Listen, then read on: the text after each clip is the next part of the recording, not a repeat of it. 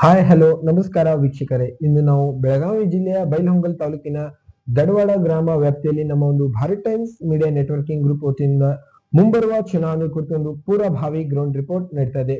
So ಈ ವಿಶೇಷ ಸಂದರ್ಶನ ಕಾರ್ಯಕ್ರಮದಲ್ಲಿ ನಮ್ಮ ದಡವಾಡ ಗ್ರಾಮದ ಸದಸ್ಯರು ಕೂಡ ಭಾಗಿಯಾಗಿದ್ದಾರೆ. ಇವರ ಒಂದು ರಾಜಕಾರಣದ ಜೀವನದ ಅನುಭವ ಮತ್ತು ಇವರು ಈ ರಾಜಕಾರಣದಲ್ಲಿ ಎಲ್ಲಿಂದ ಹೇಗೆ ಮತ್ತು ಯಾರ ಮುಖಾಂತರ ಈ ರಾಜಕಾರಣದಲ್ಲಿ ಪ್ರವೇಶವಾದ್ರು, ಅದಾದ ನಂತರ ಇವರು ಈ ಅಧಿಕಾರ ಅವಧಿಗೆ ಬರುವ ಮುಂಚೆ ಯಾವ ರೀತಿ ಈ ಗ್ರಾಮದಲ್ಲಿ ಮತ್ತು ವಾರ್ಡದಲ್ಲಿ ಡೆವಲಪ್ಮೆಂಟ್ ಗಳು ಆಗಿರ್ಲಿಲ್ಲ, ಅದಾದ ನಂತರ ಇವರು ಈ ಅಧಿಕಾರ ಅವಧಿಗೆ ಬಂದ ಮೇಲೆ ಯಾವ ರೀತಿ ಡೆವಲಪ್ಮೆಂಟ್ ಗಳನ್ನ ಮಾಡಿದ್ದಾರೆ ಎಂಬುದನ್ನ ಇವರಿಂದನೇ ಕೇಳಿ ಕೇಳೋಣ. ಬನ್ನಿ ವೀಕ್ಷಕರೇ. ಸರ್ ನಮಸ್ಕಾರ. ನಮಸ್ಕಾರ ಸರ್, ನಿಮ್ಮ ಮಾತುಕತೆ ಮುನ್ನಡೆಸುವ ಮುಂಚೆ ನಿಮ್ಮ ಒಂದು ಕಿರು ಪರಿಚಯ, ನಿಮ್ಮ ಹೆಸರು, ಊರು, ಯಾವ ಗ್ರಾಮ ಪಂಚಾಯತಿ ಸದಸ್ಯ? ನಮ್ದು ದೊಡ್ಡವಾಡ ಸರ, ಮಲ್ಲಿಕಾರ್ಜುನ ಬಸಪ್ಪ ಅಂದಾನ್ ಶೆಟ್ಟಿ ಅಂತ ಸರ್. ಸರಿ ಸರ್. 4ನೇ ವಾರ್ಡ್ ಸದಸ್ಯ. ಸರಿ ಸರ್. ಸರಿ ಸರ್. ಸರ್, ತಾವು ಈ ಅಧಿಕಾರ ಅವಧಿಗೆ ಬರುವ ಮುಂಚೆ ಈ ಗ್ರಾಮದಲ್ಲಿ ವಾರ್ಡದಲ್ಲಿ ಯಾವ ರೀತಿ ಡೆವಲಪ್ಮೆಂಟ್ ಗಳು ಆಗಿದ್ವು ಆಗಿರ್ಲಿಲ್ಲ, ಅದಾದ ನಂತರ ತಾವು ತಮ್ಮ ಅಧಿಕಾರ ಅವಧಿಗೆ ಬಂದ ಮೇಲೆ ಯಾವ ರೀತಿ ಡೆವಲಪ್ಮೆಂಟ್ ಗಳನ್ನ ಮಾಡಿದ್ದೀರಾ? ಮೊದಲ ಏನಾಗಿತ್ತು ಸರ್, ಒಂದ್ ಸ್ವಲ್ಪ ರೋಡ್ ಸರಿಯಾಗಿ ಇರಲಿಲ್ಲ, ಒಳ್ಳೆ ಲೈಟಿಂಗ್ ವ್ಯವಸ್ಥೆ ಇರಾಕಿಲ್ಲ, ಸ್ವಲ್ಪ ನೀರಿನ ಅಸ್ತವ್ಯಸ್ತ ಆಗಿತ್ತು ಸರ್. ಹಿಂಗಾಗಿ ಅದನ್ನ ನಾವು ಡೆವಲಪ್ಮೆಂಟ್ ಮಾಡ್ಬೇಕಂತ ನಾವು ಎಷ್ಟೋ ಸತ ಹಳೆ ಸದಸ್ಯರಿಗೆ ಹೇಳಿರು, ಅವ್ರು ಸರಿಯಾಗಿ ಅದನ್ನ ಡೆವಲಪ್ಮೆಂಟ್ ಮಾಡಿರ್ತಿಲ್ಲ ಸರ್. ಅದಕ್ಕಾಗಿ ನಾವು ಅವಾಗಿಂದಾರು ಹೇಳ್ಕೊಂತ ಇದ್ದೀವ್ರಿ ಅವ್ರಿಗೆ, ಅವ್ರ ಹಂಗ ಮಾಡ್ತೇವೆ ಅನ್ಕೊಂತ ಅಧಿಕಾರನ ಕಳೆದು ಹೋಗ್ಬಿಟ್ರಿ ಸರ್. ಸರಿ. ತಮ್ಮ ಒಂದು ಅಧಿಕಾರ ತಾವು ಬಂದ ಮೇಲೆ ಸಿಸಿ ರೋಡ್ಸ್ ಆಗಿರ್ಬೋದು, ಬೀದಿ ದೀಪ, ಚರಂಡಿ ಮನೆಗಳಾಗಿರ್ಬೋದು, ತಾವು ಯಾವ ರೀತಿ ಡೆವಲಪ್ಮೆಂಟ್ ಗಳನ್ನ ಮಾಡಿದ್ದೀರಾ ಸರ್? ಹೌದು ಸರ್. ಈಗ ನಾವು ಆದಷ್ಟ ಒಂದ್ 50% ಮಾಡ್ಯಾವ್ರಿ ಸರ್ ಈಗ. ಸರಿ. ಯಾಕಂದ್ರೆ ಈಗ ರೋಡ್ ಆತು, ಆಮೇಲೆ ಸಿಸಿ ಗಟರ್ ಆತು, ಸಿಟಿಗಳು ಆತು ಸರ್. ಏನೋ ಒಂದ್ ನೀರಿನ ವ್ಯವಸ್ಥೆ, ಎಲ್ಲರೂ ಪೈಪ್ಲೈನ್, ಹೊಸ ಪೈಪ್ಲೈನ್ ಹಾಕ್ಸೋದ್ರಿಂದ ಎಲ್ಲಾನು ಮಾಡಿಸೇವ್ ಸರ್ ಈಗ. ಮತ್ತ ಆದಷ್ಟು ಎಷ್ಟೋ ಆದಷ್ಟು ಈಗ ಇನ್ನೂ ಎಷ್ಟು ಉಳ್ದಾವಲ್ ಸರ್, ಅವನು ಮಾಡ್ಸತ್ತವ್ರಿ. ಸರಿ. ಇನ್ನ ಮುಂದ ಏನು ಮಾಡ್ಬೇಕಲ್ರಿ, ಜನರು ಅದನ್ನ ಹೇಳಿರ್ ನಾವು ಮಾಡೋ ಸ್ಥಿತಿ ಒಳಗ ಅದಾವ ಸರ್. ಸರಿ ಸರ್. ಸರ್, ತಾವು ತಮ್ಮ ಒಂದು ಅಧಿಕಾರ ಅವಧಿಗೆ ಬಂದ್ಮೇಲೆ ಮಕ್ಕಳ ಶಿಕ್ಷಣ ಅಭಿವೃದ್ಧಿ ಬಗ್ಗೆ ತಮ್ಮ ಒಂದು ಪಾತ್ರ ಯಾವ ರೀತಿ ಇರ್ತಿತ್ತು? ಹೌದು ಸರ್. ಈಗ ಒಂದ್ ಅವ್ರ ಸ್ಕೂಲ್ ಆತ್ರಿ, ಅಲ್ಲಿ ಏನೋ ಒಂದ್ ಅಭಿವೃದ್ಧಿ ಕೆಲಸಗಳು ಆತ್ರಿ, ಅಲ್ಲೇ ನೀರಿನ ವ್ಯವಸ್ಥೆ ಸ್ವಲ್ಪ ಏನೋ ಅವರು ಕ್ಲಾಸ್ ರೂಮ್ ಇದ್ದು ಇವ್ ಇರ್ತಾವ್ರಿ, ಮತ್ತ ಟಾಯ್ಲೆಟ್ಗಳು ಸ್ವಚ್ಛತೆ ಇರೋದಿಲ್ರಿ, ಅಲ್ಲೆಲ್ಲಾ ಹೋಗಿ ಭೇಟಿ ಕೊಟ್ಟು ಮಾಡಿ ಬಂದವ್ರ ಸರ್. ಅಲ್ಲಿ ಸರಿ ಒಂದಷ್ಟು ಏನೋ ಹಂಗೆಲ್ಲ ಈಗ ಬಾತ್ರೂಮ್ನಾಗ ಒಂದ್ ಸ್ವಲ್ಪ ಸಿಸ್ಟಮ್ಟಿಕ್ ಇರೋದಿಲ್ಲ ಸರ್, ಅವನ್ನೆಲ್ಲಾ ಮಾಡಿಸೇವ್ರಿ. ಈಗ ಆಗ್ಲೇ ಇನ್ನೂ ಮಾಡಿಸ್ತಾವ ಸರ್. ಇನ್ನೂ ಯಾಕಂದ್ರೆ ಇನ್ನೂ ಅವಧಿ ಐತ್ರಿ ಸರ್, ಮಾಡಿಸ್ತೇವ್ರಿ, ಮುಂದೂ ಮಾಡಿಸ್ತೀವಿ, ಈಗೂ ಮಾಡ್ಸೇವ್ರಿ. ಸರಿ ಸರ್.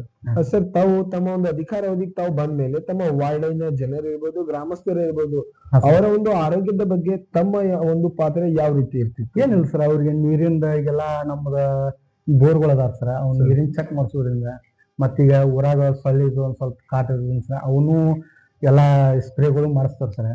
ಮತ್ತ ಗಟರ್ಗಳು ಎಲ್ಲಾ ಸ್ವಚ್ಛತೆ, ಮತ್ತ ಈಗ ಟ್ಯಾಂಕ್ಗಳು ಇರ್ತಾರ ಸರ್, ಅವನ್ನೆಲ್ಲಾ ಸ್ವಚ್ಛತೆ ಮಾಡೋದು, ಎಲ್ಲಾ ಅಭಿವೃದ್ಧಿ ಕೆಲಸಗಳೆಲ್ಲ ಮಾಡತ್ತಾರ ಸರ್. ಮತ್ತೇನಾಗೈತಿ, ಅಲ್ಲಿ ಏನೋ ಸಮಸ್ಯೆ ಇದ್ರು ಅವ್ರು ನಮಗ್ ಹೇಳೋಕ್ಕಿಂತ ಮೊದಲ ನಾವು ಮಾಡಿರ್ತಾರ ಸರ್. ಸರಿ ಸರ್. ಅದರಿಂದ ನಮಗೂ ಒಂದ್ ಸ್ವಲ್ಪ ಅನುಕೂಲ ಆಕತ್ರಿ. ಸರಿ ಸರಿ ಸರ್. ನಿಮ್ಮ ಗ್ರಾಮದ ಒಂದು ಆಸ್ಪತ್ರೆ ಇದೆ, ತಾವು ಹೋಗಿ ವಿಸಿಟ್ ಮಾಡಿ ಚೆಕ್ ಮಾಡ್ತಾರೆ? ಹೋಗಿರ್ತಾರ ಸರ್. ಹೋಗಿ ಅಲ್ಲಿ ಏನ ಡಾಕ್ಟರ್ಸ್ಗಳು ಇರ್ತಾರೋ ಇಲ್ಲೋ, ಮತ್ ಪೇಷಂಟ್ಗಳು ಬಂದ್ಮ್ಯಾಗ ಅವ್ರ ಏನ ಕರೆಕ್ಟ್ ಆಗಿ ರೆಸ್ಪಾನ್ಸ್ ಮಾಡ್ತಾರಿಲ್ಲೋ ಅದನ್ನು ಎಲ್ಲ ಕೇಳಿ, ಮತ್ತ ಬೆಡ್ಗಳ ವ್ಯವಸ್ಥೆ ಎಲ್ಲಾ ನೋಡಿ ಬಂದಿರ್ತಾರ ಸರ್.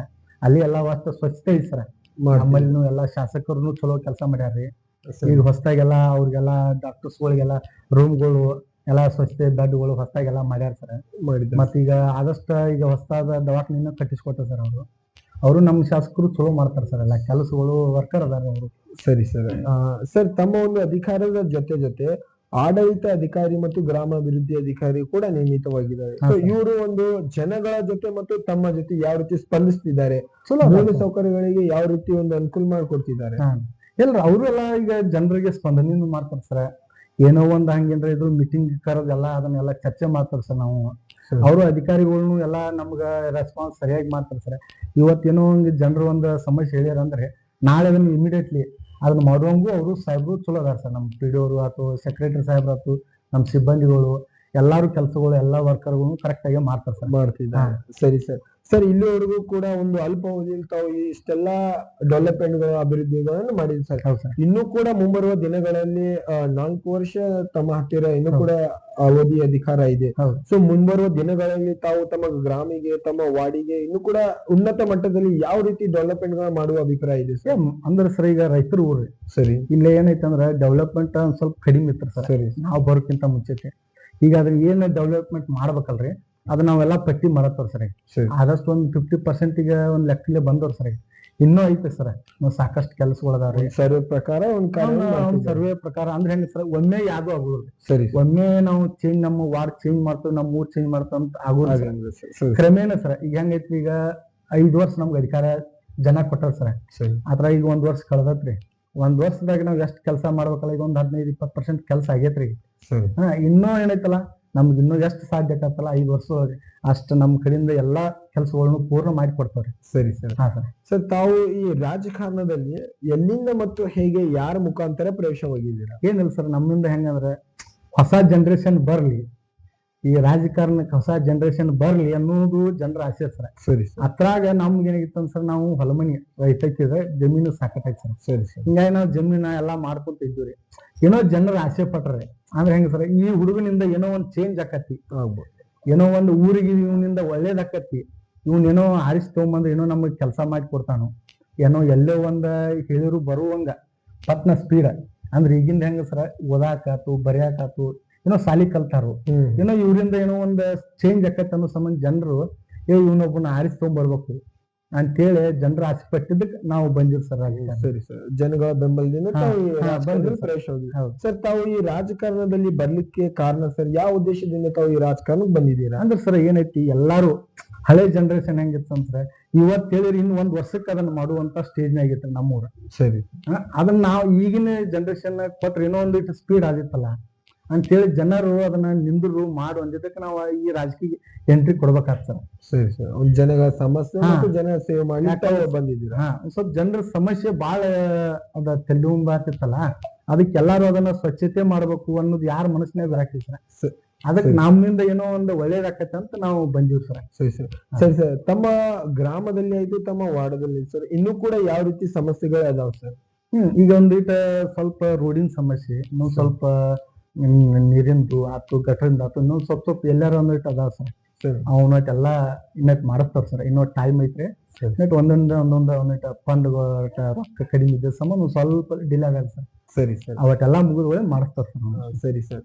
ಸರ್ ತಮ್ಮನ್ನು ಅರಸಿ ತಂದಂತ ನಿಮ್ಮ ಜನಪ್ರೇಮಿಗಳಿಗೆ, ನಿಮ್ಮ ವಾರ್ಡಿನ ಜನರಾಗಿರ್ಬೋದು, ನಿಮ್ಮ ಗ್ರಾಮಸ್ಥರಾಗಿರ್ಬೋದು, ಅವರಿಗೆ ನಿಮ್ಮ ಒಂದು ಹೃದಯದ ಮಾತು ಹೇಳಿಕೆ ಏನ್ ಇಷ್ಟಪಡ್ತಿದ್ದೀರಾ? ಏನಿಲ್ಲ ಸರ್, ನಮ್ಮನ್ನ ಜನರಿಂದ ಆರಿಸಿ ಬಂದವ್ರಿ, ಆದ್ರೆ ಜನ ನಮಗ ಹೆಚ್ಚಿನ ಆಶೀರ್ವಾದ ಮಾಡ್ಯಾರ ಸರ್.